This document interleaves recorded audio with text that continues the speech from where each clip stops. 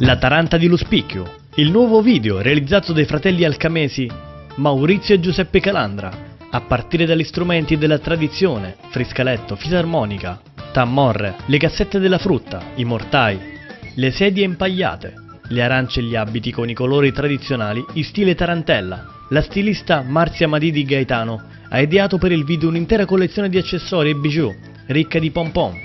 Racconta in modo allegro e coinvolgente, in uno spicchio d'aglio, posato vicino alla tovaglia da tavola e poi sparito. Il tutto in mezzo a moderni selfie, tag incorniciati, ragazze fashion ed un'intera famiglia di una volta, vestita a lutto, che si trasforma di colpo in un circo di colori.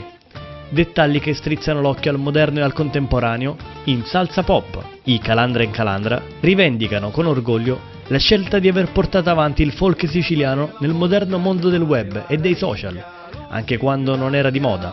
Dopo il lancio in Sicilia è stata la Svizzera ad ospitare il debutto del nuovo videoclip di Maurizio e Giuseppe Calandra. Hanno raggiunto le comunità degli emigrati siciliani in Svizzera per 2 concerti insieme, i Santo California, nota band degli anni 60-70. È stata l'associazione siciliana IN, di musica tradizionale folk, a presentare il nuovo album degli artisti siciliani. Il video è stato girato ad Alcamo, in un set da studio televisivo di 100 metri. Nel cast, oltre 50 tra ballerine, attori e comparse, 17 estetiste e parrucchieri. La Taranta di Luspicchio è il brano più siciliano che abbiamo scritto, hanno commentato Maurizio e Giuseppe Calandra, così orecchiabile che si ha l'impressione di averlo già ascoltato in un'antica versione originale. Anche se è un parto della nostra fantasia, ha un sound moderno, miscelato a strumenti tradizionali. Cantare, hanno concluso i 2 artisti siciliani, è il nostro modo di promuovere il patrimonio culturale dell'isola.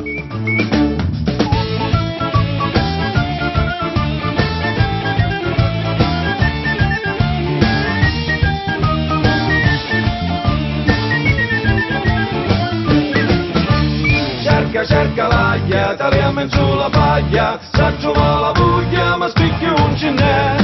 Cerca l'aglia, taliamo sulla paglia,